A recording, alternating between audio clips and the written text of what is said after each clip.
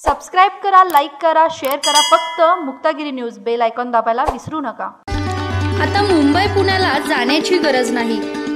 Jewellery पासून कपडे खरेदी, खाण्यापासून ते राहण्यापर्यंतची सोय, सर्व काही एकाच छताखाली, म्हणजेच पोवई नाका येथील राजर्षी मॉल येथे.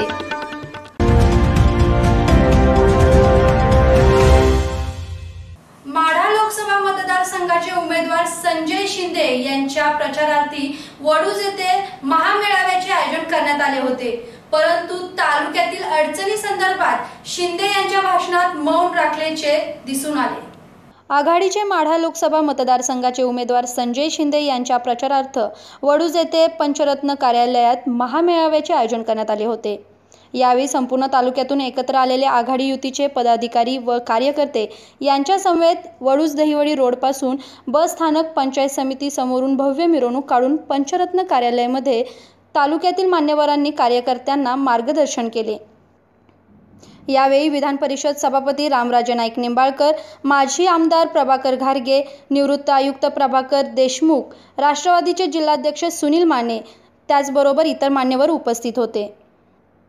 माढा लोकसभा मतदारसंघाच्या आघाडीचे उमेदवार संजय शिंदे यांनी तालुक्यातून आलेल्या कार्यकर्त्यांशी संवाद साधला, परंतु तालुक्यातील अडचणी संदर्भात शिंदे यांनी आपल्या भाषणात मौन राखल्याचे दिसून आले. माढा मतदारसंघाच्या लोकसभेच्या नेतृत्वाची संधी दिली तर माझं चिन्ह घड्याळ आहे. 23 तारखेला आपण बहुमत अशा प्रकारचं मत या ठिकाणी द्यावं. मगाशी गुड्डे साहेबांनी सांगितल्याप्रमाणे या सरकारच्या बाबतीत आदरणीय पवार साहेबांबरोबर मी अनेक वर्ष पाहतोय, जवळून पाहतोय. मी कारखानदारीमध्ये गेले 11-12 वर्ष आहे. स्वतःचा शेती व्यवसाय तेवढ्या चांगल्या पद्धतीनं शेती स्वतःची करतो. हे असं काही नाही की सगळं प्रॅक्टिकली ह्या गोष्टी करत गेलेलो आहे. आणि त्यामुळं हे अनेक अनुभव आदरणीय पवार साहेबांपासून सुद्धा बघितले.